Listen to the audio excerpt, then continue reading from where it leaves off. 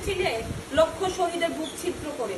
গণতন্ত্র তুমি এসেছিলে লক্ষ মা বোনের ইজ্জত নিয়ে। গণতন্ত্র তুমি এসেছিলে বীর মুক্তিযোদ্ধাদের ভয় জয় করে। গণতন্ত্র তুমি এসেছিলে লক্ষ মানুষের ভয় কাটিয়ে। কিন্তু কোথায় গণতন্ত্র? আজকে গত কয়েকদিন আগে বলা চলছে যে আপনার দুর্ভিক্ষ, দুর্ভিক্ষ, রুচির দুর্ভিক্ষ। আসলে রুচির দুর্ভিক্ষ না দেখে আমরা দেখি যে গণতন্ত্রের দুর্ভিক্ষটা নেমে গেছে। তাই আসুন আমরা দল মত নির্বিশেষে আমরা দেশকে স্বনির্ভর করি। আমরা কাদা ছোড়াছুড়ির রাজনীতি থেকে বের হয়ে যাই। কোন দল ভালো করলো, কোন দল খারাপ করলো, আমরা এটাকে দেখি। আমরা সাদাকে সাদা বলি, কালোকে কালো বলি। আরেকটা জিনিস, অন্য দল আসলে কি খুব ভালো হয়ে যাবে?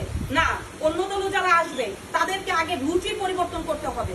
কারণ বর্তমান সরকার যা করছে, অন্য দল আসলে কি তার থেকে ব্যতিক্রম করবে? না, তারাও মারামারি, হানাহানি, খুনাখুনি, আপনার চাঁদাবাজি এরকম করতে থাকবে। তাই আমরা রুচির পরিবর্তন করি, দেশকে ভালোবাসি।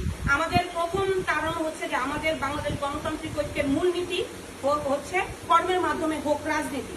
আমরা বেকারত্ব দূর করছি, বেকারত্বই হচ্ছে আমাদের প্রধান ভূমিকা।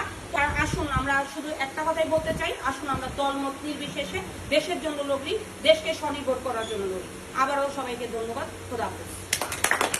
গণতন্ত্রকে আমি একটা ছোট্ট কবিতা লিখেছি, ভালো লাগবে কিনা জানি না, তারপরে বলা হচ্ছে যে গণতন্ত্র তুমি এসেছিলে লক্ষ শহীদের বুক ছিদ্র করে। গণতন্ত্র তুমি এসেছিলে লক্ষ মা বোনের ইজ্জত নিয়ে। গণতন্ত্র তুমি এসেছিলে বীর মুক্তিযোদ্ধাদের ভয় জয় করে। গণতন্ত্র তুমি এসেছিলে লক্ষ মানুষের ভয় কাটিয়ে। কিন্তু কোথায় গণতন্ত্র?